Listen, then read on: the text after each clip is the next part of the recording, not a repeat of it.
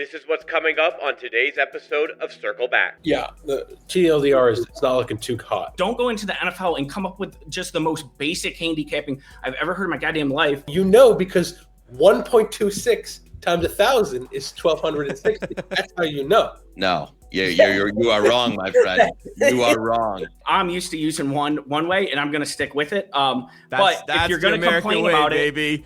I think this would be better, but I don't want to fucking learn how to do it. Disclaimer. The content presented in this show is intended for entertainment purposes only. All opinions expressed are those of the host and do not necessarily reflect the views or opinions of any individuals or organizations mentioned.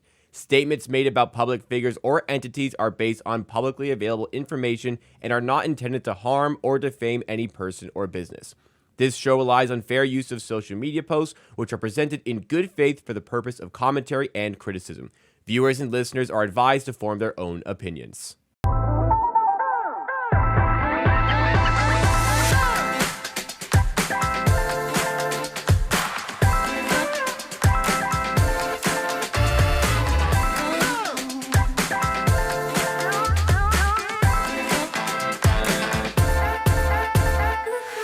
Circle back here on the Circles Off channel. It's part of the Hammer Betting Network and presented by Kalshi. This is the show where we cover the latest and greatest news from gambling Twitter. We're doing so today with me, your host on Circle Back, Jacob Gramegna, back with the Thursday crew. It is our normal Thursday crew of Flup No Lied, Chris Dierkes in the bottom left corner, Joey Knish, host on Hit the Books, in the bottom right corner, and also in the top right corner. Our fourth for today is Mike, Mr. Peanut Bettor. And Mike, you looking forward to dunking on Flup a little bit more today? Yeah, that's the plan. Whenever I come on here, that's what I try to make sure I do each time, and that's the goal each and every time. I feel like he makes it really easy for you. Every time you come on, you got something to dunk on, and perhaps one of them will be the first topic that we have today. In all seriousness, this is a serious topic for maybe you guys south of the border.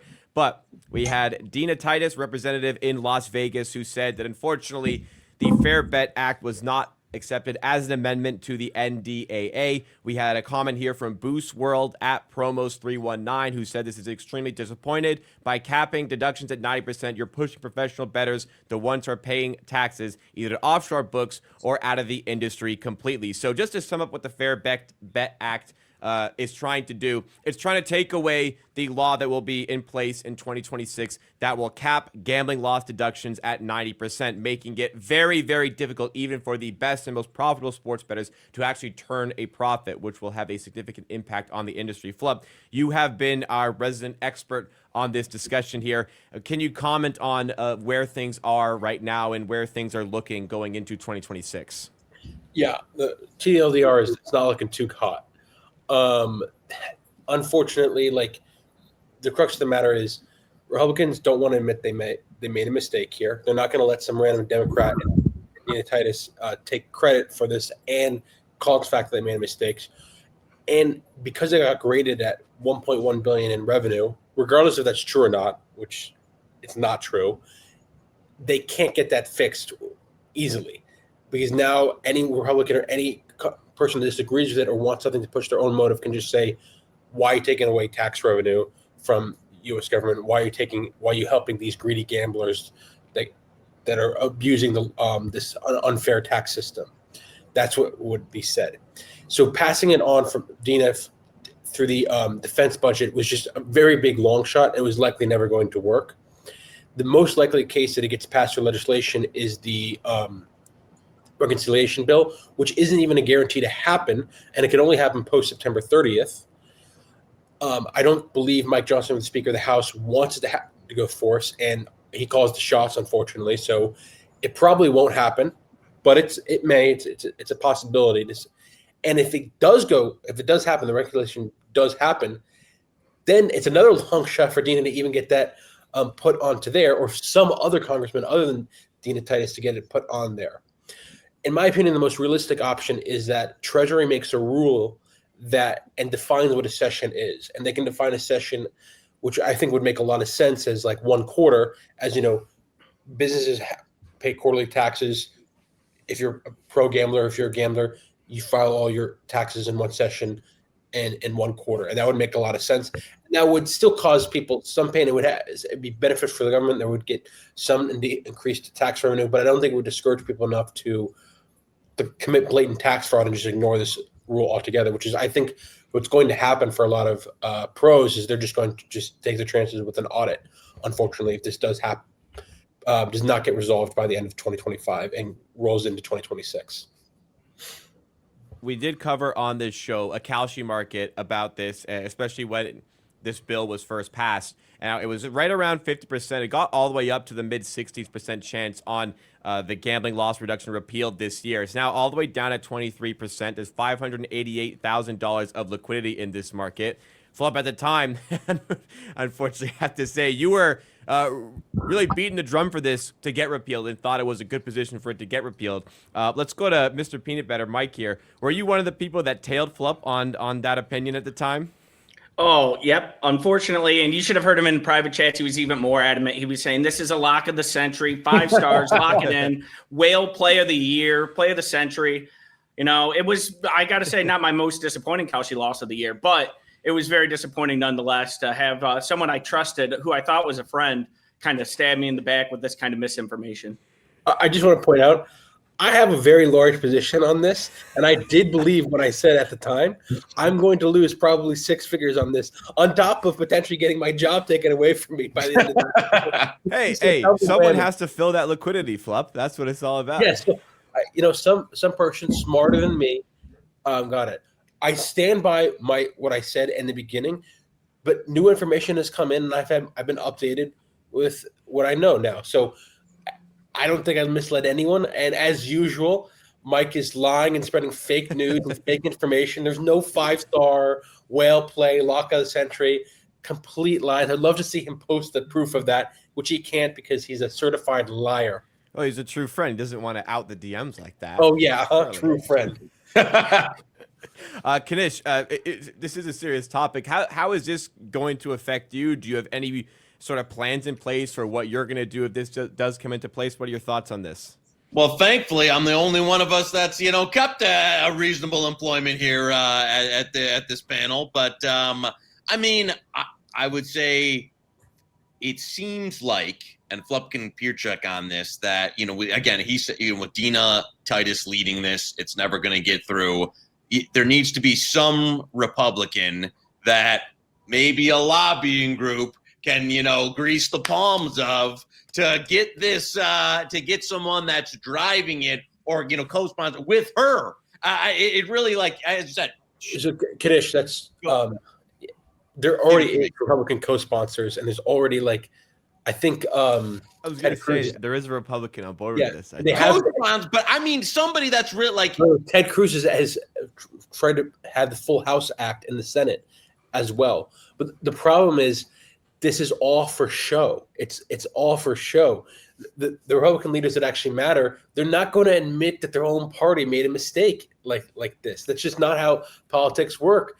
You always blame the other side. The other side is always wrong. You're always right. You don't take responsibility. That's how it works, unfortunately. So that's why it's just not going to happen. This Republican sponsor thing is just not going to work. They'll let someone kill it in some other way or make some BS about it. So they might have a Republican pretend to sponsor something, pretend to make their own bill, but it's not gonna work, unfortunately. Flup, would if Mike Johnson was not Speaker of the House, would that have any impact? It would have impact, but like the odds that like Mike Johnson gets replaced by someone that also has the same attitude is just extremely high. It's not zero. It's not like 100%. So I guess it would impact it. There's some probability that it wouldn't. But the reason it wouldn't impact is I think Mike Johnson doesn't want the reconciliation bill. And the reconciliation bill is, maybe I misspoke on it, it's a long shot. That's probably the most likely route if it doesn't get resolved through the Treasury ruling, defining in one session. That's the most likely route. And Mike Johnson seems very opposed to having a reconciliation post September 30th. So a different Speaker of the House might be more open to that. And let's just play it out here. If the Treasury ruling doesn't come through, what's the next opportunity? I mean, are you looking at like 2028, anything, or like for this to even, or would it just kind of like at that point lose momentum and just be part of law going forward? Yeah, so I think what's going to happen. That's really this. Now this is where I'm speculating here heavily. I've been talking to people that are really in the know about this stuff. So asking what's going to happen post 2026 is pure speculation, and I'm very likely to be wrong here. But if I had to guess, what would happen is one of two things. One, it does have massive impact, and like Nevada takes a massive hit in terms of like poker tournaments getting hit, maybe volumes from other things, and this actually impacts revenue a lot, and it becomes so notable that it gets quickly resolved somewhere in 2026, and maybe they can retroactively add it in. I'm actually not sure on the processes of that. The second option is it basically doesn't have a massive impact. It really only impacts sharper customers, and those sharper customers might just take the chances with an audit, which I wouldn't recommend, but it is what it is. And if it doesn't, then it kind of just gets lost in the sauce, and maybe in 2028 under Democratic rule, if the Democrat does win the presidency, something changes, or maybe in the midterms of, in 2026, if Democrats are able to take control of the House and Senate, then maybe something changes there. But that's if there's no real impact, then I just don't see this getting changed post 2026. Am I wrong, or does the bill not sunset after 2028? Isn't it part of the certain tax code that after 2028 it would be eliminated? I'm not sure on that, and that's true. And that would be another way for this to, I guess, go away. Yeah, I thought I don't. Maybe I'm speaking out of turn. We should probably look this up before I spread misinformation like Flup did to me about this bill passing. But I think that the big beautiful bill, it's part of a tax cut, part of a provision that sunsets in 2028. But we'll have to look into that, make sure that's right. All right, we'll see what transpires out of this. I mean, it does kind of make sense why there'd be a troublesome situation. I mean, I didn't think about it so simply. You need to convince Republicans need to be convinced that they were wrong on this one, and neither side would want to admit they're wrong. And you also have to convince them they're wrong in wanting a higher amount of tax revenue. So this thing is going to be difficult to turn around. We will continue to monitor it, and a really great way to monitor it is with this Kalshi market. Like I said here, 23%. Kalshi are sponsors on the show, as I mentioned earlier. We're going to continue to talk about Kalshi as we move into our second segment here, because I've coined it as in the rundown as someone pulled a Flup, because this is exactly the same thing that Flup did. We talked about on a show a couple of weeks ago, but it was Deep Value Bettor who posted a supposedly free $65 GG, and they traded on Roshan Johnson, as an anytime touchdown scorer after he was listed as inactive by the Chicago Bears. And then at half, the unit replied and said, the Kalshi rules on inactives make no sense to me. It says it settles at pre-game price.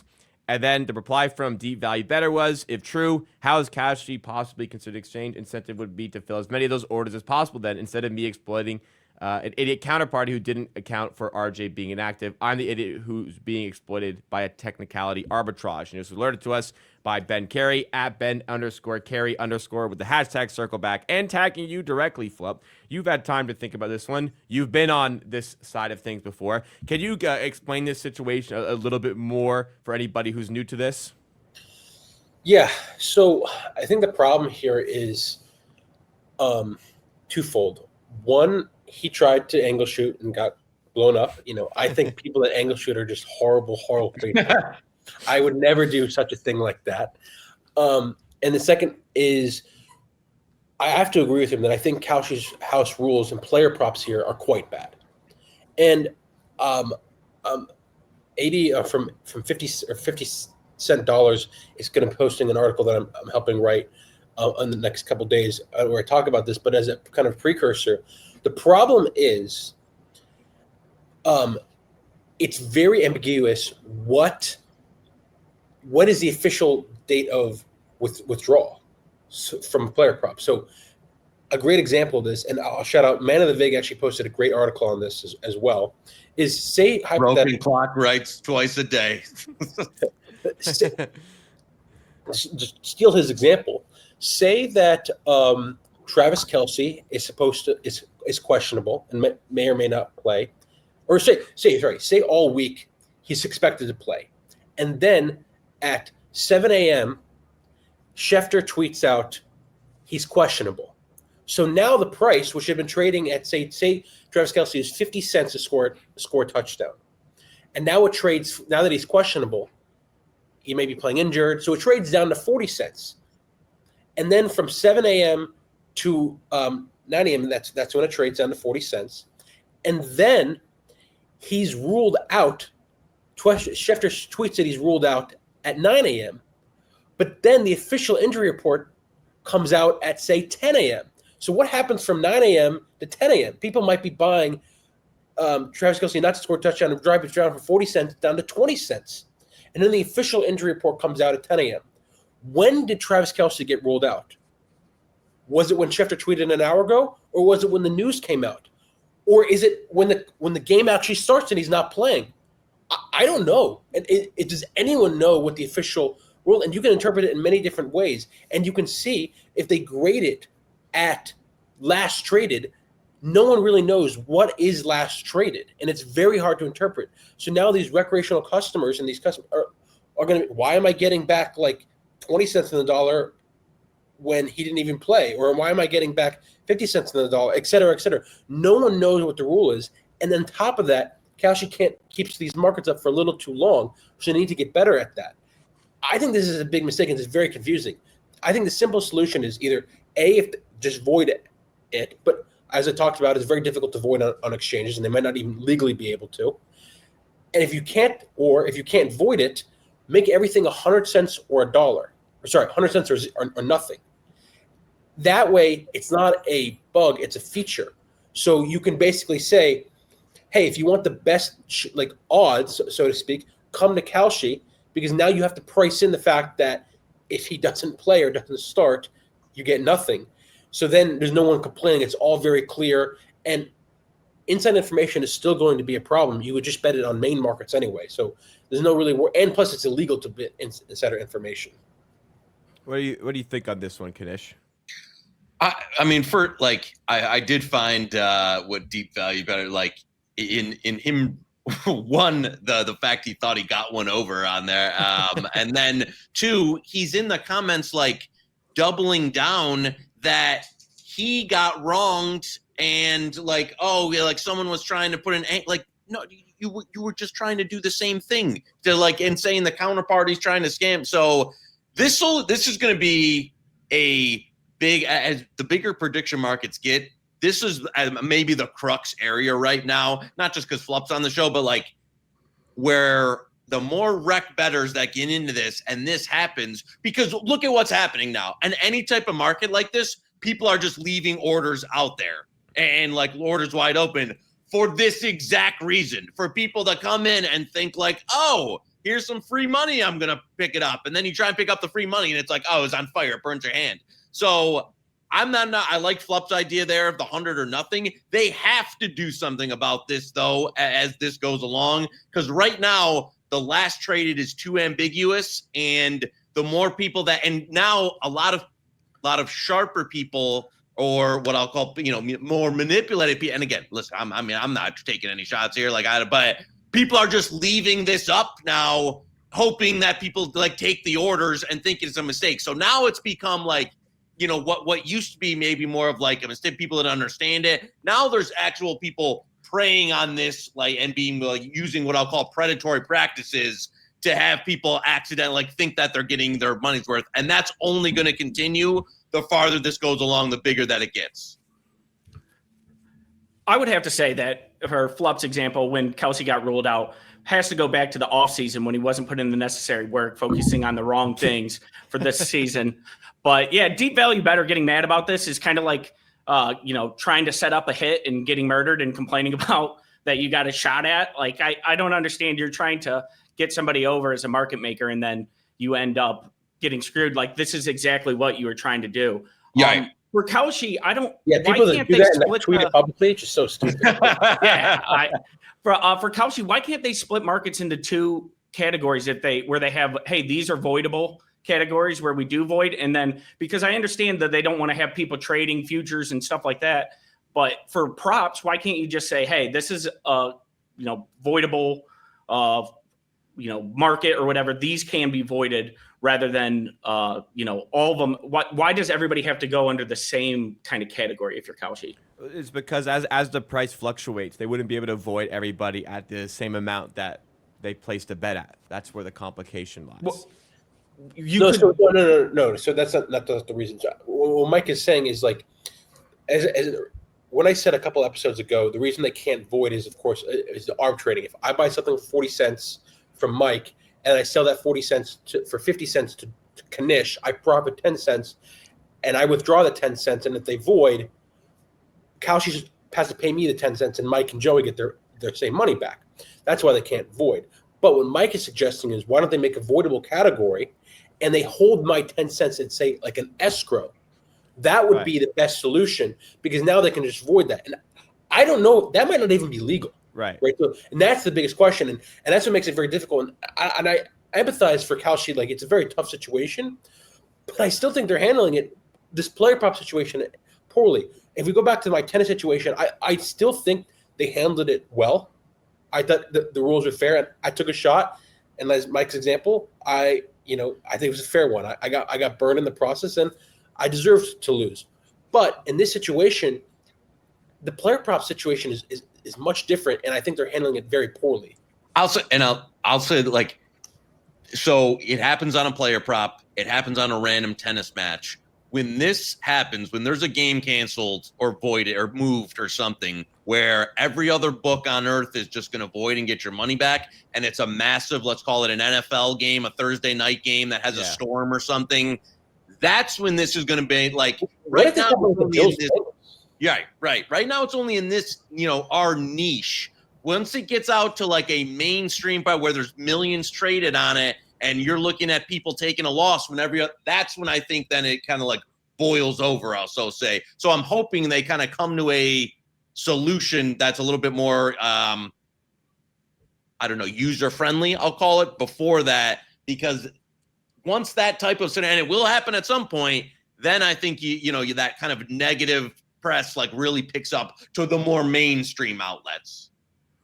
Seems like they're going to take this in consideration. They're going to adapt, and hopefully we'll see some improvement on that in the future. But for now, as a reminder, Kalshi is our sponsor on the show. If you do want to sign up to Kalshi, go to the link in the description.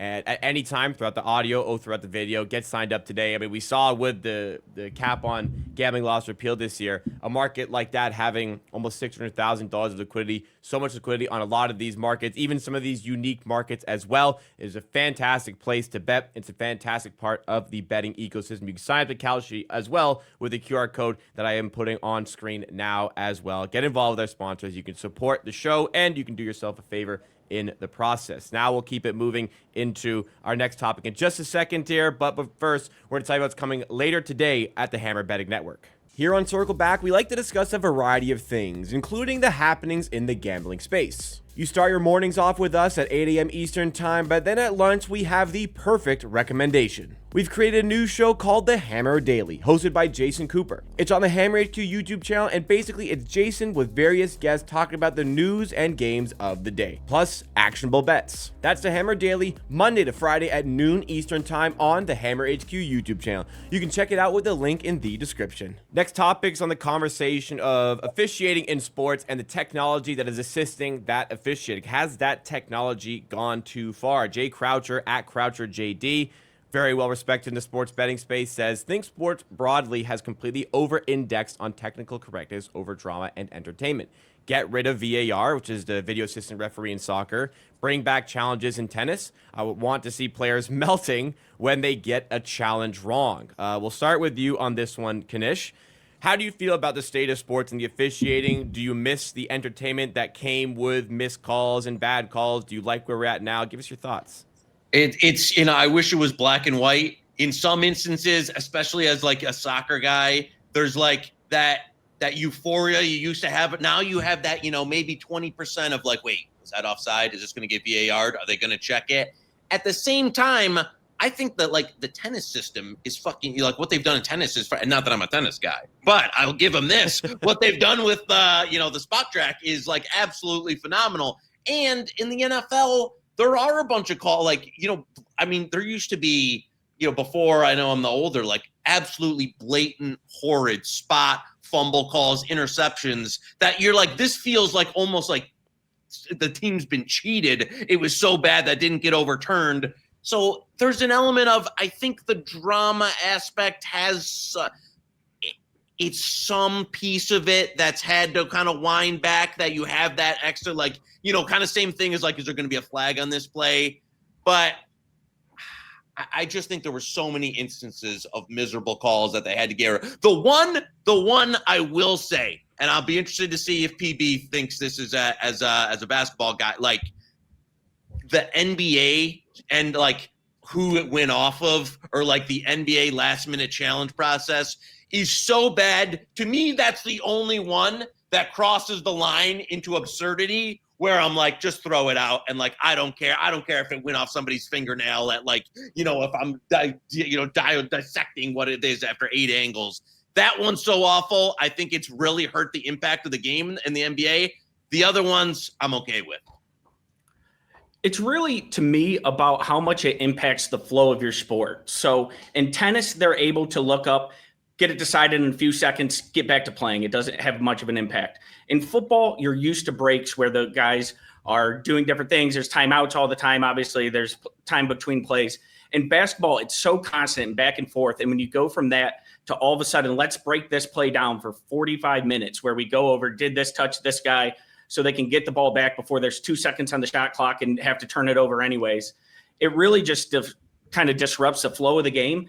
And I think at times it has consequences where we're reviewing things that are very obvious, and it kind of has an impact on the game itself. I think back when Ray Allen hits that 3 versus San Antonio, he's clearly behind the line. San Antonio is grabbing the ball, trying to get it out fast in order to get the last couple seconds off. They stop, review the clock. They effectively have a dead ball where the team can get their defense set up. So that's also having an impact. So to say like, oh, we just want to get it right, many times you're impacting the games in different ways.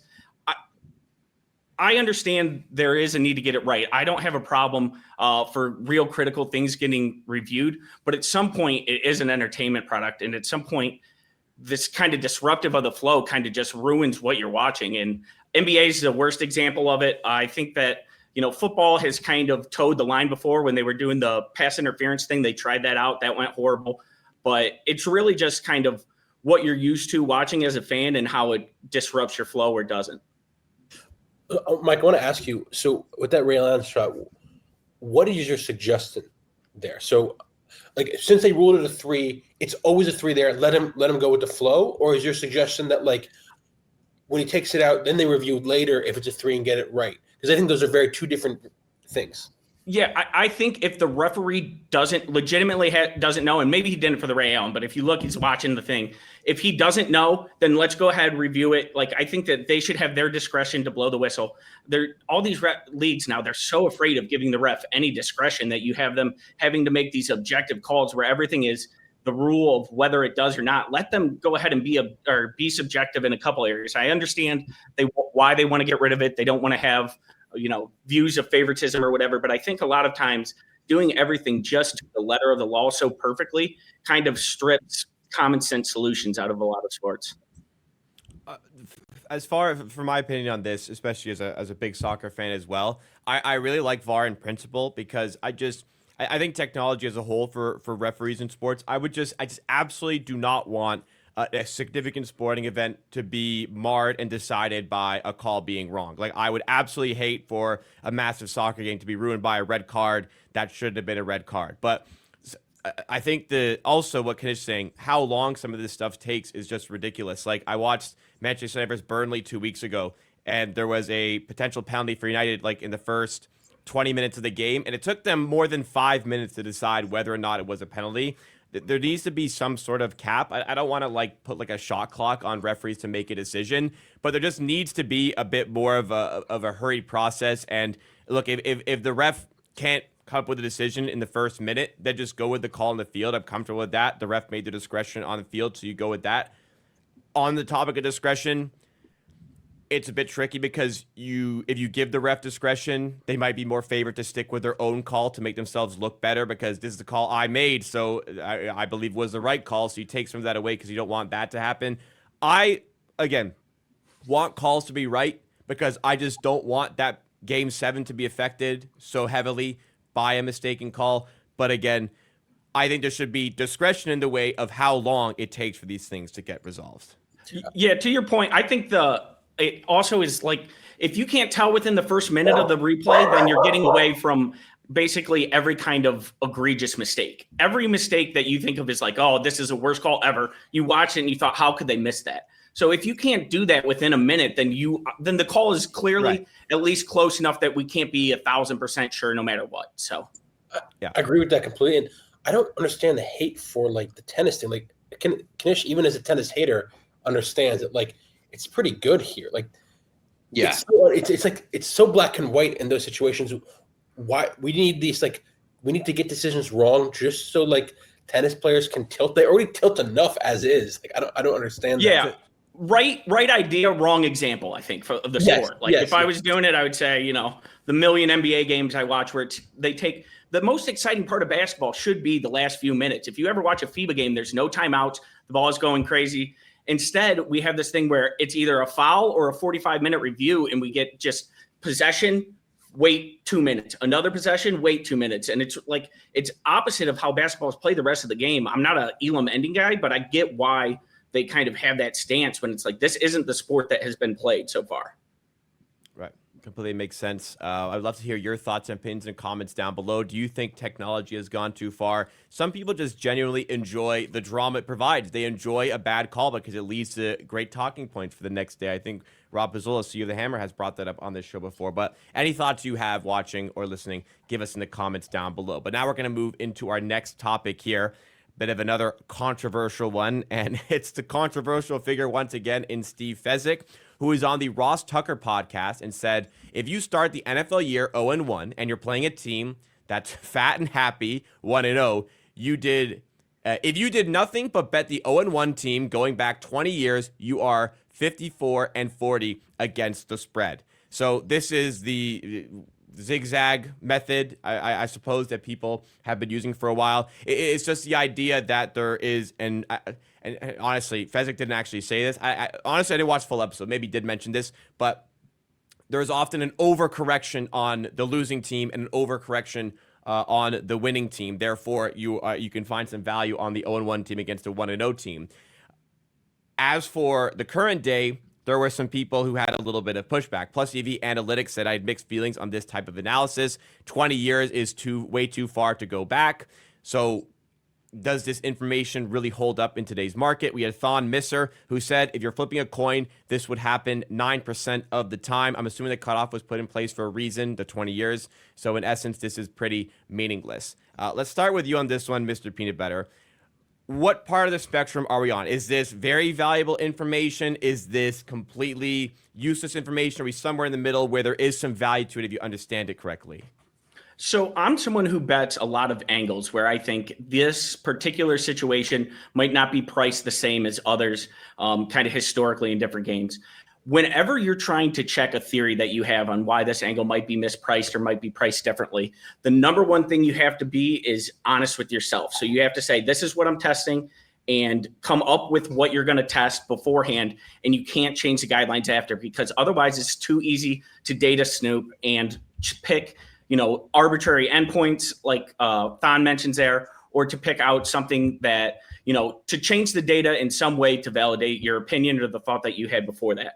So for a situation like this, it's really, we got to ask ourselves, did Fez go back and say, hey, I have this theory that teams that start 1-0 get too happy and they will perform better against the spread because of this expectation that's built into the market, and then he went back and tested it?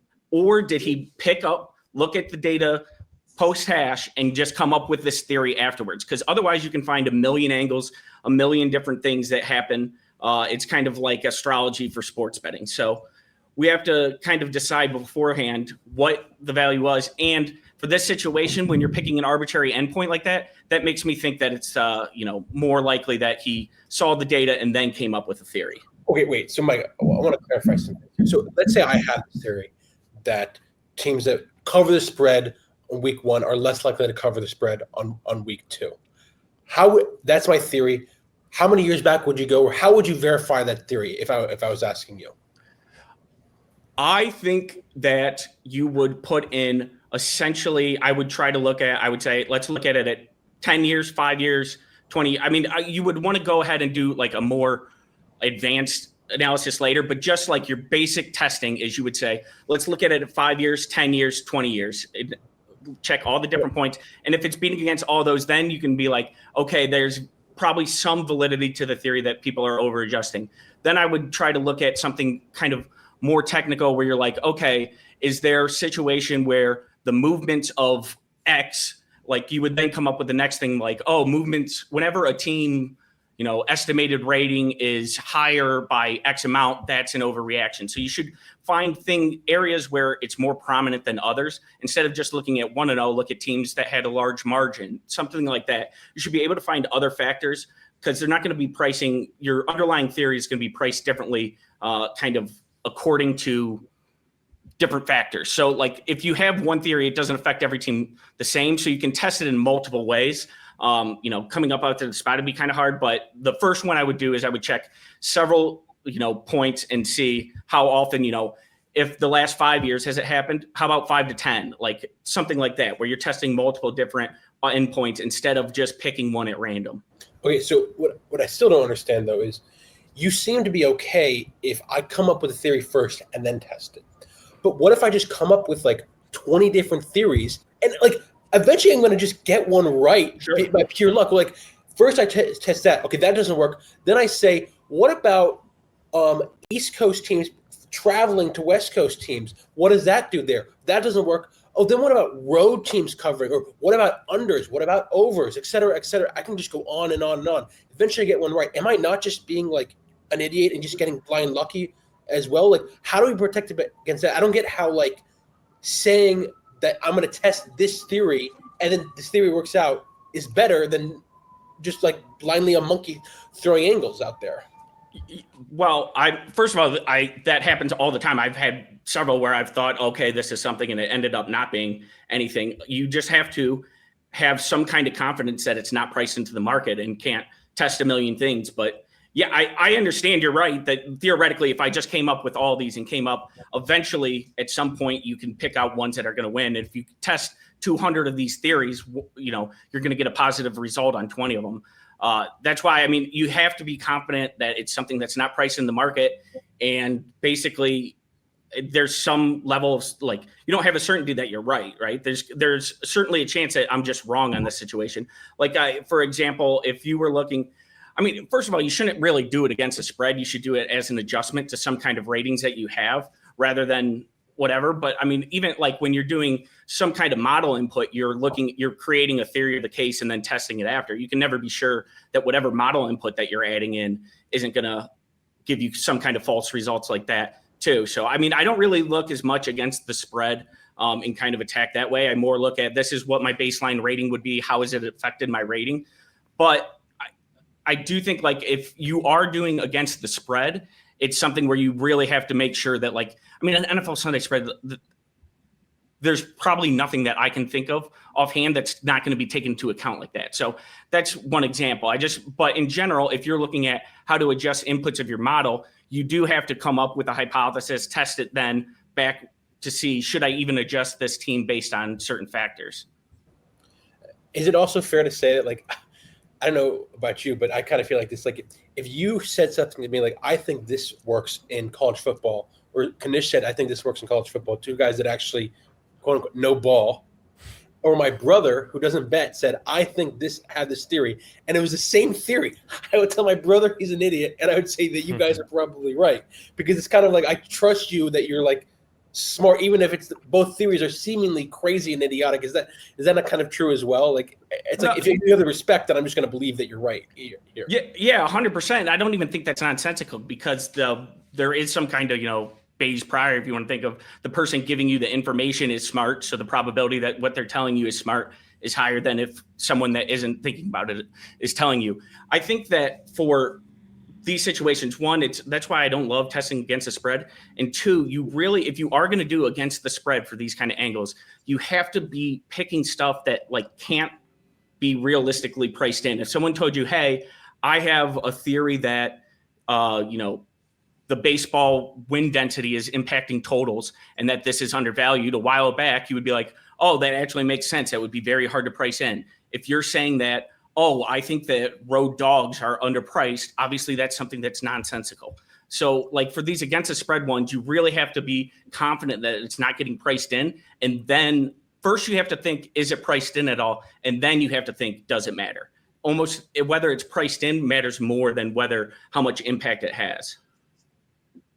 Anything from you, Knish, before we move on to the comments? No, I mean, just this is classic, like 1990s Fez. Like this might have worked when, he won his first, super contest in 1897 or whatever it was with, the three people that worked there. But this is stuff that, like, I remember when I was first young and growing up, you would see but before you didn't knew anything, you might be like, oh man, there might be some to that. But as Flup and PB kind of broke down here, that in the vast majority of those instances, it's just a nothing burger.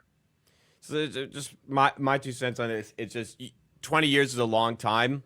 Has the market adjusted to this theory over time? If it worked then, 20 years, NFL sides and totals, probably, I would say so. And also, you like you guys were mentioning, is it priced into this specific game that we're talking about now, or any specific game that you could factor into this? That's what you would have. It's simple. I just want to sounds good to somebody who doesn't know what they're talking about. Like it's just a nice clip to be like, if for like someone who doesn't really like a rec, that's like, oh man, there might, and somebody might use that. That's why he still does this stuff. Yeah, I just want to be clear when I'm talking about looking back and testing things. One, first of all, the best way to always do it is test against your baseline ratings. Create some kind of value for the team and then see, does this improve a team or does it increase the total? Does it do something like that rather than looking against the spread? Against the spread is just a cheap way of you didn't come up with the number yourself, so you don't know how to come up with it. Two, if you are going to use against the spread, don't pick the goddamn NFL, the most efficient market in the world. You're not going to think of something. They are taking into account whether a team is 1-0 and 0-1. Like that is not the area you got to look for. Now, if you want to look for in East Peruvian soccer, there's teams that go up 2-0 and they are undervalued. There, you might be right, but don't go into the NFL and come up with just the most basic handicapping I've ever heard in my goddamn life and try to beat it in that way. So I want to be clear when I was talking about that stuff earlier about, going back, being precise about a data point. Don't do it for, major markets and stuff that's obviously going to be priced in. Well, we hear stuff like that, how the NFL is so efficient. But did you know that, like, some respected Vegas bookmakers think, like, Jared Goff is not an improvement over Hendon Hooker? I'm just saying, like, these are the kind of guys that make NFL spreads. All right, we'll move into the comments from the previous iteration of the Circle Back Friday show here, starting off with something in reaction to the Kawhi Leonard stuff that's been going on recently, where he was getting paid for a no-show job by a company called Aspiration. We have a comment here from Arthur Fonzarelli, 9828, who essentially says that Tom Brady had similar deals that were going on with the New England Patriots involving an exercise company or whatever it was in their facilities to pay him an extra salary on top of the contract with the Patriots. Now, we'll talk about this a little bit more in a sec. I do want to remind you on the Kawhi Leonard situation. Kawhi Leonard specifically requested that the endorsement deal would be to do nothing. It was just to get paid. So it's a little bit different than actually an endorsement deal, which does exist. Endorsement deals and sponsorships make up oftentimes more money than a player actually makes playing the sport. But do you think that I don't really know how to frame this, but like, what were the stances on Kawhi Leonard? Was it wrong? Like, what should the NBA do about this? Is there anything you want to bring up, Flup? In these kind of spots, I typically like to blame the ownership rather than the player here. If I'm the player, I'm trying to get as much money as possible. Don't hate the player, hate the game. Right. So in this situation, I would put all the onus on Ballmer here. So I would be like, if Brady did this, good for Brady. Like that would be my attitude. And screw Kraft for doing that stuff. And the Kawhi, I'm not going to blame Kawhi in this situation. I'm going to blame the Clippers. The Clippers shouldn't be doing that if that's what they did. Yeah, I mean, there has to be some like edict or league agreement or something to where, and again, I don't know. It's what we talked on the last show. How enforceable is it really of just if you're going to give someone an endorsement deal that's related to the team, that businesses are related to the team or owned by the owner in some fashion, it should be, subject to more, I don't know, stipulations or more scrutiny with that. But yeah, I mean, it is a little, I don't know. I mean, good for the guy for asking for, but like my team, my people are like, give me a $30 million endorsement deal to do nothing. Like, if I'm the owner, and I know it's easy to say from this seat, but I'm like, get the fuck out of here. Like, you know what I'm saying? I know the Raptors story leak of what he was asking for them, which is basically the same thing. Plus ownership of the Maple Leafs. Yeah. Plus, yeah. Oh, yeah. I want I'm sorry. I don't know. I'm a little bit like it's fucking insane, but I get like people asking for it. I at the end of the day, the Clippers got Kawhi Leonard's signature. Yeah, they gave it to him. And probably will not face any repercussions for it. So if Steve Ballmer could go back, he would probably do it again. Mike, anything from you on this one? Yeah, I'm sure Tom Brady did do this. He came from a culture of cheating where he went to school, and that's no surprise that he would do something beyond to manipulate the salary cap in that way. But if you're going to enforce this, what you would probably have to do is say every player who signs an endorsement deal for whatever amount, that has to be run through the league, and the league has to approve it or look at it in some way. The players union is not going to want to do that. So I mean, maybe they would agree to it if they get enough of a BRI split. But it's a situation where unless you are reviewing all of them, this is going to probably – somebody's going to get overpaid for a thing more than likely, whether they're going to blatantly – whether they're going above the speed limit or reckless driving like Kawhi Leonard was, that's what we'll have to see. Well, what I don't understand is, like, take LeBron, for example. When he was a free agent, I believe it was, like, reported that the Knicks, in their pitch to LeBron, said you could be a billionaire if you come to New York because of the advertising deal.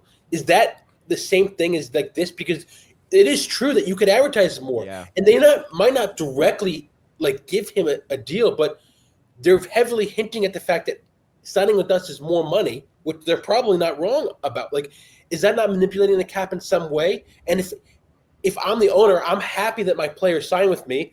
If there's any deals that I can help them connect with, I do want to help them out because I want to support my players. I guess it's different when the team owner wires money directly to the company that is paying the athlete. So if any precedent would be set, and now this would I'd have to think about this a bit more, but I'll say it.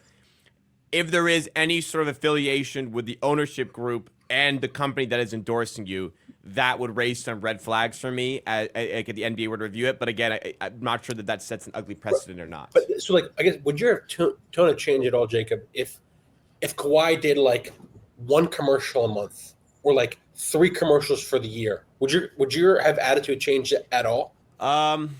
It would change for sure. The fact that his representative and uncle Dennis Richardson has been quoted as saying we want to do nothing when it comes to the endorsements. That obviously that changed it a bit if he's actually doing something for the endorsements. Like the quote is, I think we don't want to do anything. So that is a pretty bad look for me. But if there is ownership involvement in the company, I think it is a pretty bad look for the NBA to allow that to happen. And you can manipulate the cap. And, NBA especially is they're all about trying to promote parity. This is very much removing that level of parity that exists in the league. So I think that would be a big concern. Even if he was doing a commercial, or I saw like they did do bobbleheads with aspiration logos on for Kawhi Leonard. If there's maybe something like that, I think when ownership gets involved with that endorsement deal, it is a way to go around the cap. There's no rule in place right now. Like I said, the Clippers got their guy, so what can we really do about it? Like you said, don't hate the player, hate the game. We'll move to the next comment here. This comes from @TheOnlyTY Crane. says, I didn't think you could top down salary cap, but today I learned, I guess. This is a play straight out of Jackie Moon's playbook. Great pod, by the way. And hey, if the rules aren't in place, like I said, you can just go ahead and take advantage of the rules that are in place. And that's how rules get made. I think in any sport, rules exist a lot of the time because somebody tried to take advantage of the rules, so they made a rule in place for it. Like Wilt Chamberlain, there's probably like 10 NBA rules because of what Wilt Chamberlain was doing in his era. Last comment we have comes from @RevolutMe, says, what did Flup do in the financial industry? A little bit of lore on Flup. What was your role in the financial industry? I feel like I've talked about this several times. I got actually tweeted at, like I say it so much, but I don't think I say it that often. I was in a family office. I was a macroeconomic analyst. I would rather not say the family office, although you could find it pretty easily, just because, like, out of respect for the guy, he gave me a fantastic opportunity, and I really appreciate him. I don't want any like negative press to come if people didn't like me, wanted to harass him, right, in any way.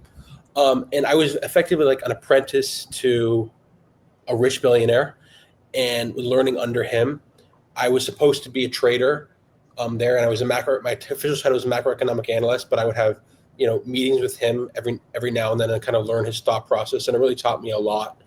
But what I realized early on was he didn't achieve this level of success by getting lucky. It was through insane work ethic and dedication. And this was the type of person that would die at a trading desk and was never going to give up his role to someone like that. That's kind of what my read was. And I didn't put in the full effort that I should have. And I kind of thought that I'd had no path to ever taking a role as a trader for both reasons. One, I didn't think he wanted to give it up. And two, I didn't want to work the 70, 80 hours that was required. I was only doing like 50 to 55. So I quit to bet sports full time. Makes sense. A little bit of insight into what Flup did previously. Let's go to our last full-scale topic, which comes from @JesseBlake, who said, decimal odds should be the standard for sports betting in North America. And it's the meme from Tangled where it's the, I guess, the main character with a lot of swords pointing at him. I'm sure you've seen it before. A hot take. And I'm curious in the comments, do you have any gambling hot takes or thoughts on this one here? Now, before I started working in sports betting, working for BetStamp, I was a decimal odds user and enjoyer. I've adopted the American odds method for the sake of working with the company and working in this content.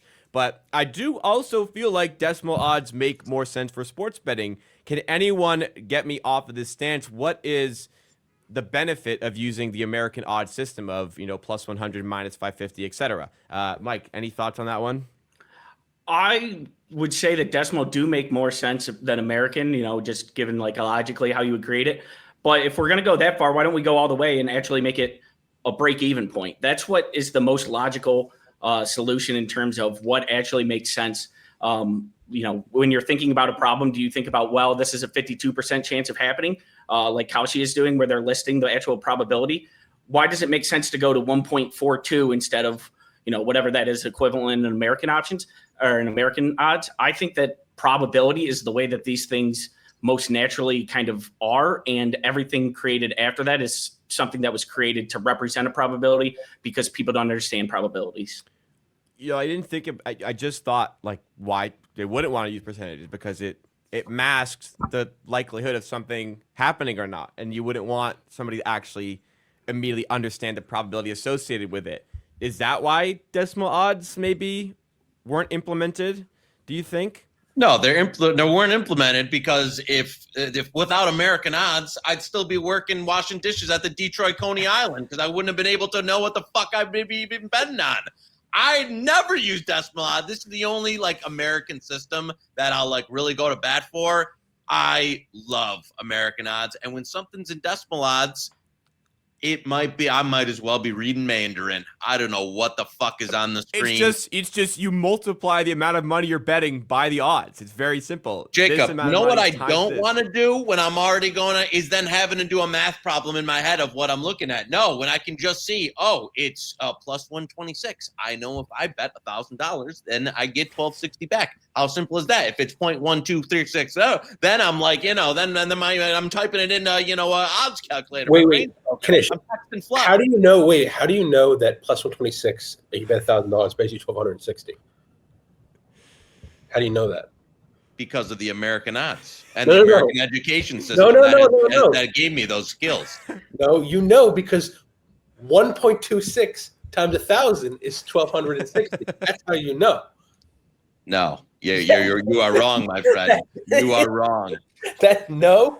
Sounds like a little bit of math was done once and then you just memorized it. Like, but so explain to me how. Wait, is it 1.5? 1.5 isn't.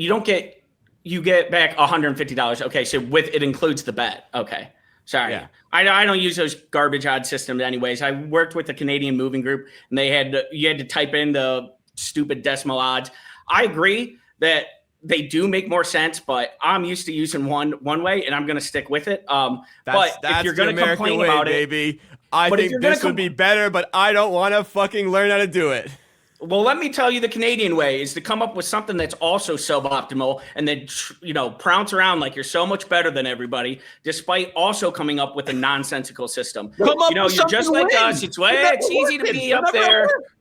They just outsource your military, then they complain when we don't do things the way they want. Like, that's not the Canadian way. The Canadian way is to just ignore it and take vacation days anyway. I mean, that's the real Canadian way. I'm back for good now, by the way, everybody. Don't worry.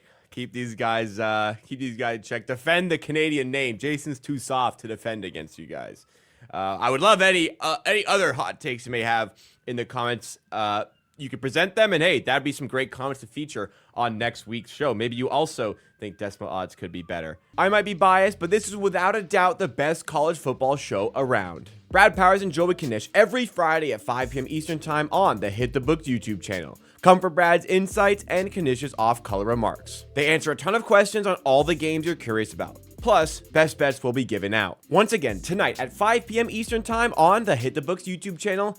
Head to the link in the description to make it even easier to go check it out. Final segment on the show is the chopping block. This is the stuff that we didn't think met for full-scale segments. We still wanted to discuss nonetheless. There's a few things on the chopping block for today. First of all, GRP Wins posted a photo of his notebook. He said, I just hit circa hard. First, $500 at 40 to 1, then $500 at 39 to 1 on Sean McDermott to win Coach of the Year, Buffalo Bills head coach. He says, I'm on the positive EV side of this bet after it moved to 30 to 1. Weston at Guy in Cornfields quoted and said, Guy loves leaving money on the table. Multiple books offering 50 to 1. I even saw it at, I think, 55 to 1. What's 10K when you still live at home and use mommy's car in your 60s? Flup, you're laughing. What do you think on this one? Well, first of all, I love how just to keep it simple. I did 1K plus 4,000. You know what would be simpler? The correct number, which is 39.50. Right. You could have just said that. I didn't read that. He bet at 40 to 1 and 39 to 1, and then said I simplified by writing it 40 to 1 in his notebook. Yes. Go ahead. But you could have actually just used it. I have to one, yeah. I mean, hey, Knish doesn't like doing math. GRP doesn't like doing math. Come on, make it simple. I'm coming to the GRP defense here. I don't know if those other books, I know for sure 2 of those other books would not have let him get $500 down at that bet. So, right. Weston, I like you, baby, but GRP, he wants a big position. He wants to pay for those, Italian takeouts. I think that, you know what? Sometimes when you want to get real liquid, you got to take a worse price. And I know for a fact that the 3-letter book there and the Fanatics would not have given him that type of position. I want to hope, unless George is, lost enough in PLO at those places to get it. George has already been limited, we heard by certain places, because he was too sharp on the draft. So now he knows his award content, which he's already cornered several markets. They are definitely going to kick him out for that. So I've had situations where I've liked a certain side, a certain NBA or NCAA award, and I've taken it at circa to avoid, the different restrictions that come with different books. So I would have to guess here that GRP is doing something very similar, where he's feeling out the market and understands that, he can get money from those books whenever he wants. He can print there. He needs to get the sharp money in now first. So, not all dollars are equal. So I'm good for GRP here. He understands the market. I guess Guy in Cornfields needs to learn a thing or two from him. I will say, I disagree with the bet. I think McDermott is a horrible coach, and I hope they free Josh Allen from him soon. I would say on today of all days, we cannot respect McDermott in these parts. Oh God. Well, watching on Friday. Anyways, on the topic of GRP, like he'll say, it doesn't matter what the number is. He's betting the side. If the side wins, it won't matter what number he got it at because he bets on sides, not numbers. That's how the pros do it, baby. All right. Speaking of how serious fans operate, potentially how pros may operate, we have Shady Beeve, content creator in the space, who says, everyone say it with me. If you bet against your favorite team, you are not a serious fan of that team. Argue with a wall. Well, I'll argue with a monitor. Thank you very much. The Degenerate at the DGen Weekly, another great content creator in the space, respectfully does recreational content. I think he would say himself he does recreational content, but he says this take sucks. Same guy who bet the dog shit Minnesota Twins into an oblivion. Zero issue with betting on your favorite team. You're familiar, so should have a quote-unquote edge, but it's also okay to bet against them in certain spots as well. How do we feel about betting against your favorite team, Knish? Would you bet against the Lions in certain spots? Yeah, I mean, this is like there would be. I'll say like if the Lions are in the Super Bowl, you know what I'm saying? Like, am I gonna bet against them because I'm seeing a half point of value? Then no, I'm not gonna do that. But like on a week to week basis or something like that. I mean, I know you're a Jays fan, 100 billion Jays games a year. It's like, are you not gonna bet them if there's some actual value or that? Like, to me, you gotta be. I can still watch the game, enjoy the game, even if I gotta bet against it. But no, this is one that, like, come on now. What do you think, Flup? I agree with the DGen, to be honest with you. But I will admit, there's been. You mean you agree with Beeve or no the DGen? So you can bet against your favorite. You can team. bet against your. Okay. You can bet against your teams, but I will admit there's been a couple times where when I was betting futures more heavily, like 2 or 3 years ago, I did show value on no positions on the Jets, and I passed because I didn't want to go the whole year against the Jets. Yeah, I guess I didn't think about that. It also depends how much each. Like, how much is a loss worth to you, and how much value are you showing? If Ohio State's playing the national title, and I show I think I could get $5 million of EV, I'll bet against them. If I think that I have a small position, that like it can barely make me anything, it probably isn't worth it. If I'm betting against, if I bet on OU to cover the spread and lose by 28 instead of 35 here, does it really matter? It's obviously, it's a Twitter take that's pretty dumb, so I'm not surprised there's no nuance in it, but it just depends. It's different for baseball, for football, for the Super Bowl than any other thing. So I don't know. It's obviously a ridiculous statement, but it's even more ridiculous when you think of all the different sports and how, meaningless some bets can be. When it comes to like a game-to-game basis, in theory, if you're a fan of that team, nobody should be watching that team more than you. You would know that team better than other sports bettors. Therefore, if you're showing value on the team playing against them, you should probably play that if you're at all serious about betting. So I think, yeah, absolutely you can bet against your team. Though certain spots, like you said, a future, do I really want to root against my team for the entire season? Probably not. So maybe a future is where I would ignore it. But on a game-to-game basis, hell yeah, if I see value on the other side, I'm going to be betting against my team. I would stand on that side as well. Next one comes from Diggs, at Diggs yet again. This is our second last feature in the chopping block. Diggs, well known in the sports betting space, says the state of NFL breaking news reporting in 2025. It is pretty much simultaneous tweets from Ian Rappaport at Rap Sheet and Adam Schefter on Kendrick Bourne signing a 1-year deal with the San Francisco 49ers. And it is the exact same language, like the exact same wording down to the letter here on this.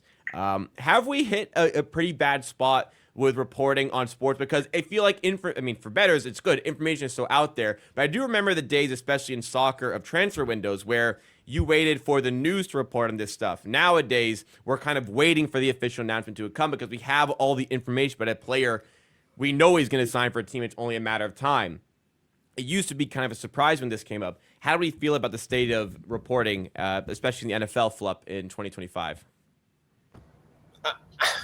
I think that this just shows that like they're all connected and they're all like paid in some way. Like whether it's through connections or like I'll tweet this positively with a positive spin, or that's what it is. And that's why like Schefter and Rapp, I believe, are making like literally millions of dollars in their positions because they have such a stranglehold on all their connections. So it's unfortunate, but it is how it is. It looks like an agent paid for this exact tweet to go out from both of them. I think that's what this kind of proves. Kendrick Bourne's agent.